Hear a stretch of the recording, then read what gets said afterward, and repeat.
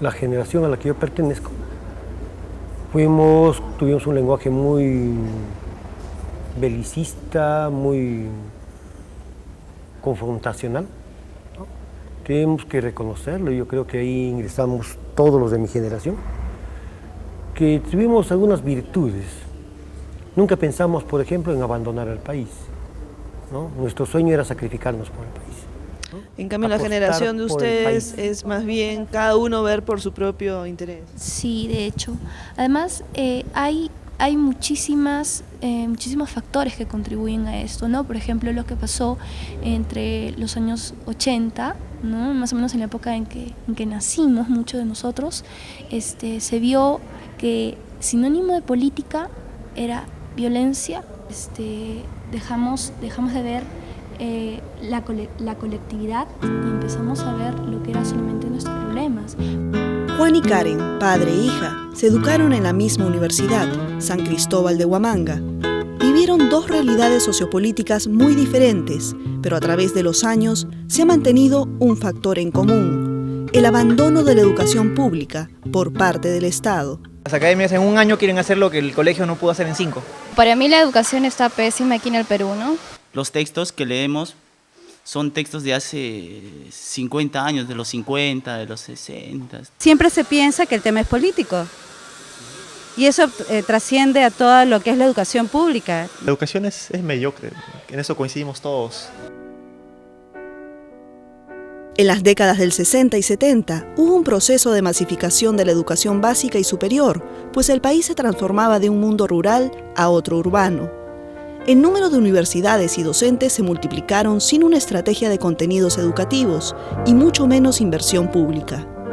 El docente pasó de ser un miembro respetado de la clase media a integrar el sector de mayor frustración de la clase popular con una deficiente capacidad académica.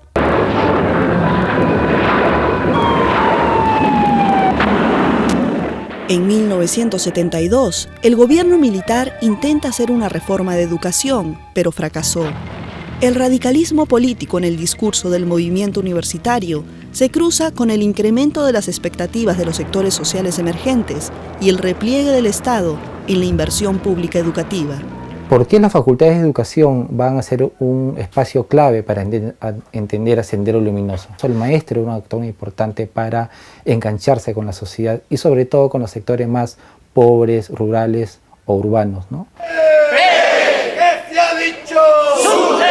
Sendero Luminoso, con el cuestionamiento a la dirigencia del SUTEP como estrategia, logró infiltrarse en el gremio. Y si bien existió un porcentaje mínimo de docentes realmente involucrados, no hubo un deslinde claro y definido por parte del SUTEP, y se terminó transmitiendo una imagen de ambigüedad. Entre medio de algunos profesores que eran esa vez, estaría ahí politizando a los alumnos, y de los alumnos tenía que salir a las comunidades, y también el Sendero haya trabajado en las comunidades de una forma de así, casi obligándolos, ¿no?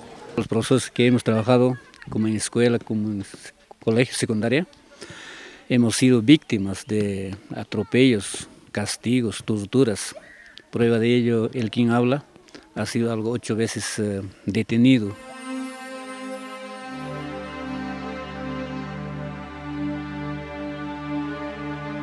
A partir del 82, las Fuerzas Armadas pasan a ser responsables de la lucha antisubversiva. ¡Vamos a entregar un oficio! El siguiente año tuvo la cifra más alta de maestros muertos. La represión fue violenta y el abandono de las escuelas rurales por parte de sus profesores y alumnos se generalizó. Porque el ser profesor era un delito en la zona. Y tal vez también el ser estudiante en la universidad también mucho más delito todavía era, ¿no? Todo el mundo era sospechoso, ¿no? La sobrevivencia docente prácticamente de uno u otro docente es un milagro, ¿no? Porque la Fuerza Armada ha intervenido de una forma demasiadamente asesina, ¿no? Han habido profesores que han sido secuestrados en plena clase y nunca más salieron. Y de los que hemos salido ¿no? prácticamente diezmados psicológicamente, físicamente. En las universidades, el rectorado fracasa en la gestión y Sendero Luminoso logra calar en algunos jóvenes alrededor de demandas como el no pago de la matrícula y la ampliación de raciones en el comedor. Por otro lado, la estrategia del MRTA frente al espacio educativo fue de propaganda político-militar. En el 85, tareas que le competían al Ministerio de Educación, como la alfabetización, fueron derivadas al Ministerio del Interior. El Estado en realidad ha tenido al margen del proceso de la historia a un gran sector de la población, a la población campesina. Esa situación de mantenerlos en la marginación es lo que ha generado la fácil aceptación de la población del discurso. En 1989 se reinstaura por un breve periodo la instrucción premilitar en los colegios. Otra vez el sector educación transfería responsabilidades a las Fuerzas Armadas. Los primeros años de la década del 90 estuvieron definidos por la militarización de la vida universitaria, ubicándolos como objetivo de la lucha contrasubversiva. Se interviene la administración y se instalan bases militares en los campus de las universidades públicas a nivel nacional. Entonces, los alumnos no han podido aprender lo que realmente ocurría, incluso durante la época de la violencia, menos de los sucesos anteriores, por el mismo temor de los profesores a decir la verdad, ¿no? Entonces, eso ha dejado una gran secuela en los profesores, el temor que es una especie de trauma que nos ha dejado la época de la violencia, y en los alumnos la ignorancia de lo que realmente ocurre en el país. La huelga del SUTEP en el 91 fue reprimida con 20 desaparecidos, 15 muertes y 2.000 arrestos registrados. Esta represión desproporcionada fue legalizada a través de 79 decretos legislativos, la mayoría sobre seguridad nacional. Una de las normas más controvertidas fue la Ley de Apología del Terrorismo Docente, con delito de traición a la patria, convirtiéndose en una cacería de brujas hasta el siguiente año, en que se derogó luego de la captura de Abimael Guzmán y el declive de Sendero Luminoso. En esta década, aunque la mayoría de estudiantes replegaron su actividad política con el silencio y la indiferencia, otros salieron a protestar en las calles contra la ley de amnistía del 95 y luego por el retiro injustificado de miembros del Tribunal Constitucional en 1997. Las movilizaciones fueron masivas y pacíficas.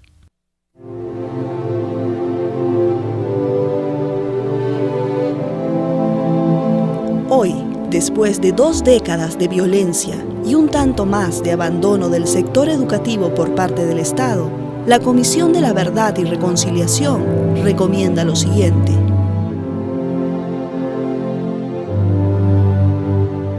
En los textos de secundaria y en la universidad tiene que haber un mensaje por la integración, un mensaje por la convivencia pacífica y por la solidaridad. Tenemos que creer en algo y ese algo tiene que ser un proyecto de nación en el país.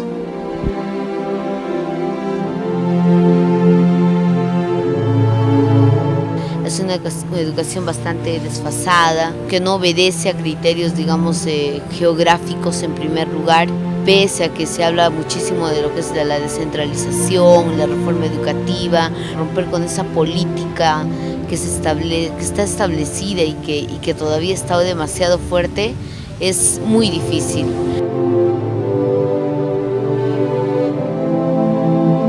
La educación universitaria ha dejado de tener un contenido humanista y ha sido un poco más empírico y práctico. Por eso que hay universidades particulares que están formando gerentes para administrar la economía, pero no tiene un contenido humanista, ¿no? Entonces eso le ha atravesado una crisis de contenido fundamentalmente a la educación. Que nuestros hijos no sufran lo que nosotros hemos sufrido, la marginación total, ¿no?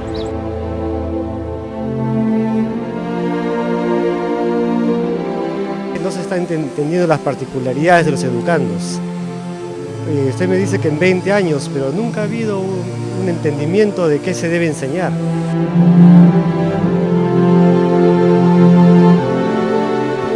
Acá en este salón ya que funciona el 3er grado con 21 alumnos, en lo cual está con techo de teja y un poco de calamina, total como huecos bastante, hay mucha gotera, está también casi por colapsarse. ¿Cuántos alumnos estudian con ese solo libro? Somos 180 alumnos, entonces utilizamos así, aunque sea por horas o en grupos, así utilizamos.